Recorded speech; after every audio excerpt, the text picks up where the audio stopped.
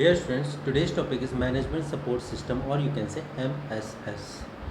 That MSS has to be decided by managers. In this support system, that all decisions will be taken by the managers, top managers, those are the higher officials. Okay, that MSS also divided in the category.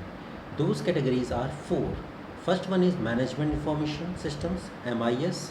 Next one is Decision Making Process, DMP, expert systems, and last one is accounting information systems.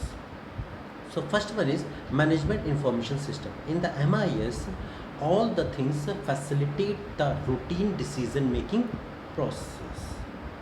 Means that everything whatever management information system doing, that has to create the report and taking decisions and giving help to take decision to the higher officials. Okay, so this is coming on the management information system. Next one is decision making process.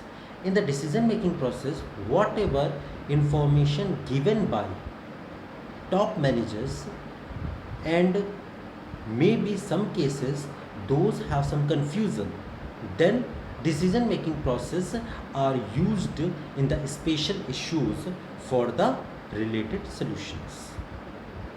Next one is expert system. Very complex problems are decided by the expert systems.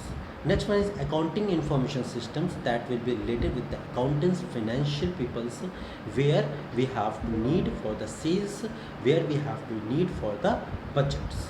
Then accounting information system will be used. Now next topic is characteristics of the DSS.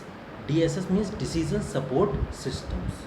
The decision support systems will be used for the data and module. Every data and module will be shows in the DSS. That will be also same as the MSS. MSS management support systems, that will be also same as the MSS, but little bit different. That will be support all the judgments whatever taken by the MSS, but that giving outputs, that giving decisions for the improvement of decisions taken by the MSS. Okay, so this is this work done by the DSS. Okay, the benefits are there. The benefits of the DSS are solution of complex problems. Whatever problems are the complex, that solutions also given by the DSS. Complex quantitative analysis in short time, because that the DSS always use for the improvement of the decisions. So whatever taken decisions by the MSS, that decisions will be improved by the DSS, so that complex quantitative analysis is also completed in the shortest time. Different studies in the different configurations.